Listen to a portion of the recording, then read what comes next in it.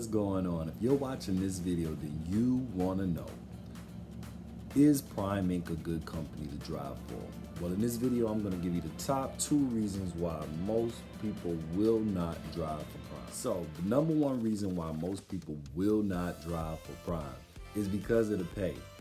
Prime, they just say Prime just doesn't pay enough, especially on the lease option side. You meet a lot of drivers who haven't gotten a check in 2 months, like they've been out there driving and they're just paying their lease payment because they've gotten so far behind because they've taken these days off and then they came back and they're in the hole or negative because they owe another lease payment, and it just keeps trickling over and over and over.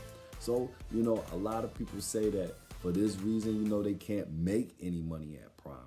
Now, the second reason why a lot of people say that they will never ever join Prime is because of the lease payments. These lease payments are just too high. How can I make any money with lease payments this high? And so, I understand because lease payments average about $1,000 a week.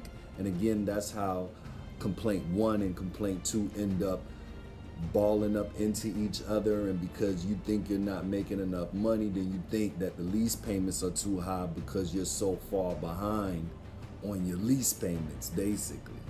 But today I'm gonna go ahead and actually give you a few tips to help hedge fund this so you won't actually have these 2 complaints in your career at Prime. The first one is to the people who say that, it's not enough money at Prime. Let me ask you this question. What have you done to make yourself more valuable? Everybody has a tanker endorsement and a CDL.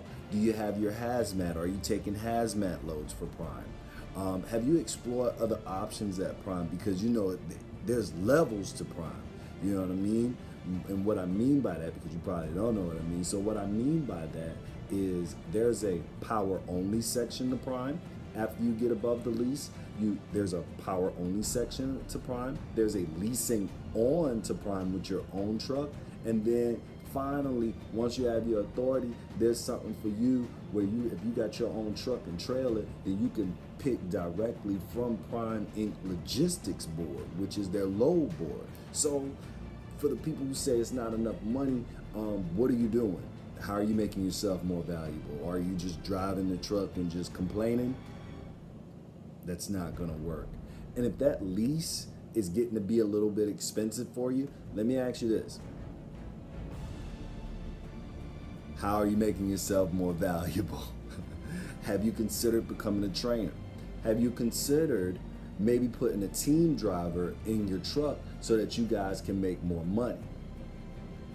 A lot of people say they don't want to have another driver in their truck with them, but would you rather be broke and be alone, or would you rather have somebody in your truck working with you, and not only can you catch up and pay your lease, but you'll have a lot more money that you could take home and bring home money?